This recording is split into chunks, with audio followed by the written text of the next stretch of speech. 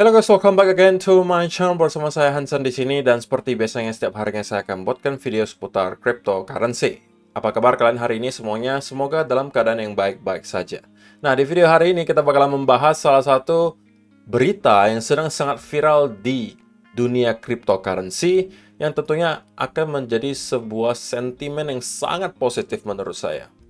Kemudian tentunya juga kita bakalan bahas secara price action apa yang sedang terjadi di Bitcoin, kenapa kita kemudian melihat Bitcoin terkoreksi, dan apa yang bisa kita expect untuk beberapa waktu mendatang. Kalau misalnya kalian tertarik tentang semua hal tersebut, stay tune terus sampai akhir video. Kita sekarang bakalan mulai dulu dari CoinMarketCap. Per hari ini secara global market cap crypto berada di angka 1,19 triliun dolar atau turun sekitar 1,29%. Nah, di top 10 coin sendiri sebenarnya dominan berwarna merah, satu-satunya yang hijau itu cuma Solana, teman-teman, dengan kenaikan 1,46% menuju 19,53 dolar. Sisanya itu mengalami penurunan antara 1, sekian persen hingga kurang lebih 3%. So, itu adalah outlook sementara dari beberapa top coin yang ada. Kita sekarang langsung aja masuk ke data dan berita terbaru hari ini. Nah, yang pertama teman-teman, ini adalah video atau berita paling viral hari ini di dunia cryptocurrency. Ini adalah wawancara Fox Business dengan CEO-nya BlackRock bernama Larry Fink. Kalau kalian nggak tahu BlackRock, mereka adalah salah satu institusi terbesar di dunia dengan aset under management kurang lebih 10 triliun dolar. Kalian simak wawancaranya. And also, I do believe the role of crypto is it's digitizing gold in many ways. Instead of investing in gold as a hedge against inflation, a hedge against the onerous problems of any one country or the devaluation of your currency, whatever country you're in. Let's be clear, Bitcoin is an international asset. It's not based on any one currency. And so it can represent an asset people can play as an alternative. I would call the foundation of BlackRock is about hope. You invest for retirement because you... Oke, so itu adalah inti utamanya, teman-teman, di mana dia membahas bahwa ada beberapa key point, poin penting yang disampaikan oleh Larry Fink. Dia menyatakan pertama, cryptocurrency was largely digitizing gold. Ini mungkin saya asumsinya dia refer ke Bitcoin, teman-teman. Bahwa si Larry Fink menyampaikan bahwa ya dia setuju gitu bahwa Bitcoin itu adalah gold versi digital. Dan katanya, let's be clear, Bitcoin is an international asset. It is not based on any one currency, and so it can represent an asset that people can play as an alternative. Jadi dia juga menyampaikan bahwa Bitcoin itu adalah aset internasional. Jadi ini tidak didasarkan pada currency atau mata uang di sebuah negara. Sehingga ini bisa dijadikan sebuah aset oleh para investor, baik kelas retail maupun institusi, sebagai sebuah alternatif. Oke, sebuah alternatif, alat diversifikasi, teman-teman. Kita perlu tahu bahwa yang namanya investor yang baik, itu biasanya terdiversifikasi ke berbagai aset kelas. Dia tidak hanya main di properti, katakanlah. Dia juga mempunyai, kadang-kadang punya saham, kadang-kadang ada juga punya reksadana, ada juga punya misalnya art gitu ya. Ada juga misalnya cryptocurrency. Jadi dia nggak hanya berfokus ke satu tempat, dia terdiversifikasi. Itu salah satu yang menurut saya adalah ciri-ciri sebagai seorang investor yang baik. Jadi kalian memprotek diri kalian dengan cara apa? Mendiversifikasikan aset kalian ke berbagai tempat. Jadi kalaupun ada salah satu aset kalian yang sedang drop, ada aset lain kalian yang masih bisa bertahan atau bahkan sedang naik. Oke, jadi dengan adanya statement seperti ini, tentunya bagi saya ini akan sekali lagi membuat sentimen market di kripto itu akan shift ke arah positif lagi. Tinggal sekarang menunggu, teman-teman, apa yang akan terjadi ke pengajuan spot Bitcoin ETF mereka. Kalau misalnya sampai salah satu saja dari mereka yang sedang melakukan pengajuan sekarang di-approve, maka saya juga bisa expect bahwa yang lainnya akan mengikuti.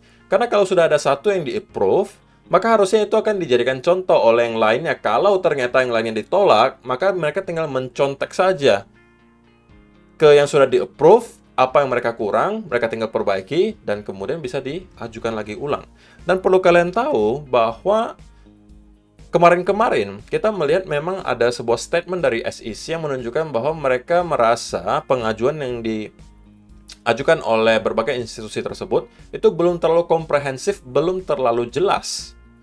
Tetapi mereka tapi sudah melakukan edit gitu ya, sudah direvisi pengajuan proposalnya, dan sekarang mereka semuanya sudah kembali refiling.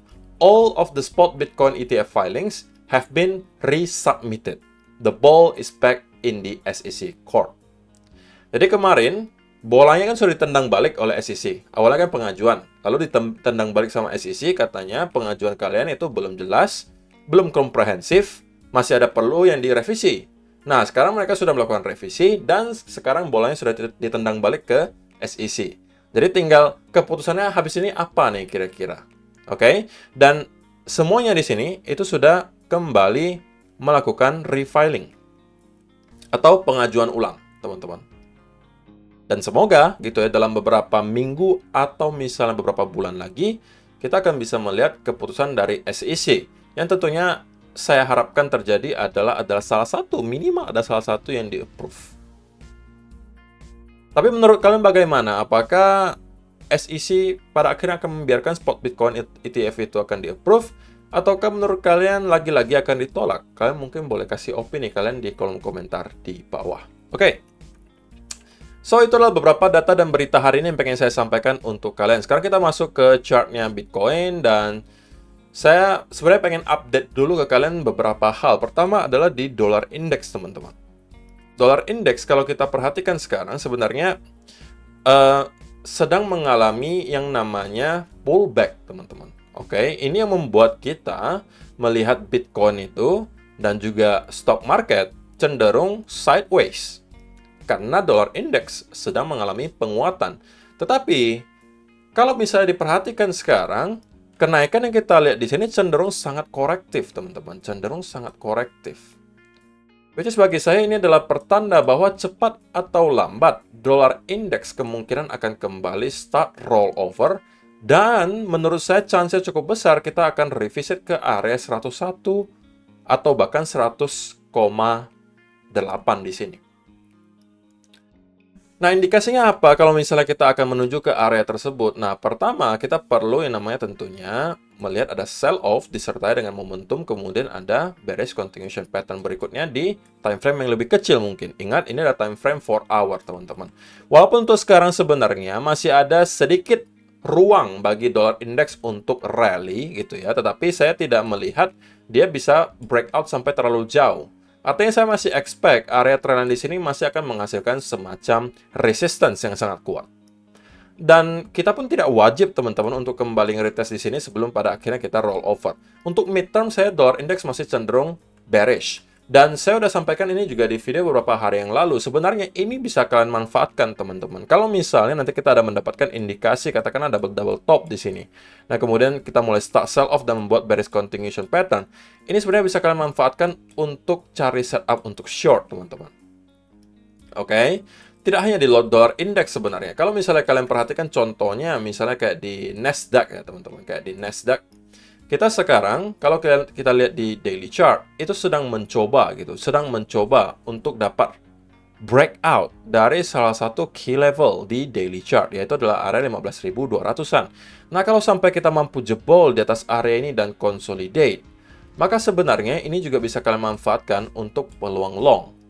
Tetapi sekali lagi, semua setup yang ada di sini kemungkinan tidak bisa kalian manfaatkan apabila kalian tidak mempunyai akun di sebuah broker yang bisa trading di semua aset kelas. Maka, sekali lagi, saya cukup sering ya mention salah satu platform yang saya pakai juga untuk trading adalah MiTrade. Karena di sini, teman-teman, kalian bisa trading di semua aset kelas, mulai dari indeks seperti salah satunya Nasdaq, kemudian dollar index, atau S&P 500, cryptocurrency juga bisa, mau forex juga bisa di sini. Semuanya bisa kalian lakukan di satu platform ini. Jadi ini sangat memudahkan. Di sini juga mereka sudah ada tampilan yang lebih fresh, lebih baru, yang menurut saya juga lebih enak untuk dilihat. Dan di sini deposit kalian cukup $50 saja. Kalau misalnya kalian hanya pengen mencoba dulu untuk platformnya apakah kira-kira cocok atau tidak. Nah, kalian lihat di pasarnya di sini itu banyak.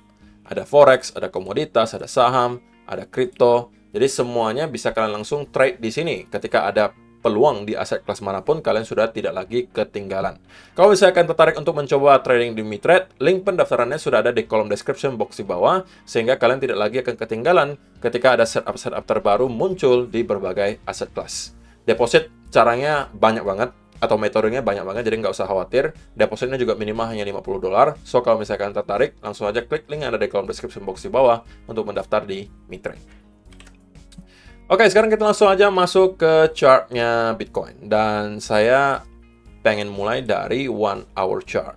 Teman-teman, di video kemarin saya sudah sampaikan gitu ya, bahwa senario yang menurut saya probability-nya paling tinggi untuk terjadi adalah pertama, kita akan melihat satu lagi koreksi ke bawah untuk Bitcoin sebelum pada akhirnya kita akan melihat penentuan. Apakah kita akan breakdown dari sini ataukah kita akan mendapatkan reversal pattern dan ini bisa menjadi long setup. Atau yang konservatif menunggu breakout dari trendline dan ini bisa menjadi long setup. Tapi kedua senario tersebut tidak terjadi. Dan senario yang terjadi adalah yang kemarin kita sebutkan, jika teman-teman, jika kita breakdown dari area trend di sini, maka sudah ada dua hal yang terjadi. Walaupun kita ekspektasinya benar ya teman-teman, bahwa saya melihat ada satu lagi drop minimal. Saya katakan di video kemarin. Dan kita melihat drop tersebut. Tapi saya tidak expect sedalam ini teman-teman, jujur saja. Oke, dan ternyata keputusan kita untuk close posisi di video kemarin itu benar ya. Ketika kita di sini, saya sampaikan saya udah close posisi saya di Verdes. Kalau misalnya teman-teman ikutan copy trade juga harusnya tahu sudah ketutup juga posisinya. Dan kalau tidak ketutup, itu harusnya kita keluar dalam keadaan break even. Tapi ya, keputusannya akhirnya benar gitu ya. Nah, untuk short term sekarang saya cenderung akan berada di kubu sedikit ke arah bearish. Nah, kenapa? Alasannya adalah pertama, kalau misalnya kita perhatikan teman-teman dari area horizontalnya, maka sudah ada dua level yang sebenarnya kita breakdown. Yang pertama adalah area 30.900-an di sini sampai 800-an yang sebelumnya selalu menghasilkan yang namanya resistance yang harusnya kita flip menjadi area support. Itu sudah kita jebol. Area kedua yaitu adalah di sekitaran area di sini. Oke, ini dia. Ini juga sudah kita jebol. Oke, jadi dua level ini sudah kita jebol. Ini yang membuat saya cenderung sekarang berada dalam keadaan bearish. Karena tidak hanya horizontal resistance support yang sudah kita jebol, tapi kita juga sudah menjebol area trendline di sini. Sehingga, kalau misalnya teman-teman kita mendapatkan ada semacam setup di sini, katakanlah kita kembali retest. Kalau untuk sekarang, saya melihat Bitcoin akan mencoba kembali push teman-teman sebenarnya ke area trend di sini. Nah, ketika nyampe di sini, ini akan sangat-sangat penting untuk kita pantau. Jika kita kembali mendapatkan rejection dari sana, teman-teman, dan kemudian breakdown dari sini, ini saya rasa bisa kita manfaatkan untuk short setup. Saya mungkin akan mencoba untuk mencari peluang untuk short di sini. Walaupun sekali lagi, setiap peluang short yang kita hasilkan di sini itu tidak untuk long term, teman-teman. Tidak untuk swing, tetapi hanya untuk short term atau day trading. Kalau kita short dari sini, saya rasa target pertamanya akan nyampe ke 30.000 sampai 29.900-an. Tergantung sell off-nya seperti apa, teman-teman. Kalau sell off-nya disertai dengan volume dan sangat kencang, bahkan mungkin kita tidak mendapatkan perlawanan sama sekali di sini, maka saya mungkin akan hold lebih panjang. Tetapi kalau penurunan yang kita lihat itu cenderung korektif ke bawah nanti, katakanlah modelnya seperti ini, maka saya mungkin akan prefer untuk close minimal sebagian posisi short saya di sana. Atau kalau misalnya ada indikasi yang sangat kuat bahwa kita akan kembali reverse, saya mungkin akan langsung take profit semuanya di sana. Tapi setupnya baru akan saya manfaatkan apabila hal tersebut terjadi, teman-teman. Yaitu adalah saya pengen melihat Bitcoin untuk retest sekali lagi ke atas, ke sekitaran area 30.600-an, yang sebelumnya menjadi area support. Harusnya kali ini kita akan flip menjadi resistance. Dan kita mendapatkan rejection dari sana. Kemudian ketika breakdown, ini akan saya manfaatkan untuk long short. Nah, tetapi kalau misalnya market pada akhirnya kasih kita clue yang berbeda, artinya kita justru kembali reclaim di atas area di sini dan kemudian melakukan konsolidasi, maka yang tercipta dari sini bukan lagi semacam bearish consolidation, tetapi merupakan inverse head and shoulder. Dan ini juga kemungkinan bisa kita manfaatkan sebagai long setup. Jadi tergantung nanti market kasihnya yang mana. Sekali lagi, kita di sini tidak mencoba untuk mendahului market. Saya ini bukan dukun, teman-teman. Saya tidak tahu nanti habis ini market bakalan kemana. Semua yang bisa saya sampaikan hanya dalam bentuk probabilitas. Probabilitasnya saya dapatkan dari mana? Dari clue dari market. Saya tunggu clue dari market dulu. Saya dikasih tahu A, saya dikasih tahu B, kasih tahu C, baru saya oke. Dengan adanya beberapa clue yang dikasih, maka probabilitasnya harusnya lebih tinggi seperti ini nanti. Oke, tapi kalau misalnya clue-nya belum jelas, ya saya juga nggak tahu teman-teman habis ini bakalan kemana. Walaupun ya secara price action, instinktif saya tahu habis ini probability-nya lebih tinggi kemana, tapi saya tidak akan ambil setup dari insting saya saja. Itu akan sangat tidak bijak, teman-teman. Oke, jadi untuk sementara, skenario yang menurut saya akan terjadi berikutnya short term di Bitcoin adalah kita akan mencoba kembali nge-retest ke sekitaran area 30.600 di sini. Dari sana kita akan mendapatkan rejection. Ini akan saya manfaatkan sebagai short setup. Tapi kalau kita kembali reclaim di atas dan consolidate, saya tidak akan ambil short dan justru akan mencoba untuk mencari peluang untuk long kalau ternyata memang setupnya jelas. Tapi untuk probabilitasnya sekarang saya cenderung lebih tinggi ke arah bearish short term. Oke, tapi mid term belum berubah. Saya masih akan cenderung bullish karena untuk daily chart sebenarnya tidak ada perubahan yang berarti yang kita lihat dalam beberapa hari terakhir karena kita hanya cenderung sideways di sekitaran area di sini seperti yang mungkin kalian juga bisa ambil contoh di sini teman-teman. Jadi tidak mengherankan kalau kita bisa sideways lebih lama di sini sebelum pada akhirnya kita akan melihat pergerakan yang lebih besar. Tapi jangan sampai lupa juga bahwa besok kita juga akan mendapatkan data unemployment rate atau data tingkat pengangguran dari Amerika Serikat dan juga NFP yang bisa jadi akan menjadi katalis untuk penggerakan harga Bitcoin berikutnya. So, hari ini saya juga masih expect pergerakannya mungkin tidak akan terlalu masif, mungkin baru besok ada kemungkinan kita bisa melihat pergerakan yang lumayan. So, itu aja yang perlu saya sampaikan di video hari ini. Terima kasih untuk teman-teman yang sudah menonton sampai selesai. See you in the next video. Bye-bye.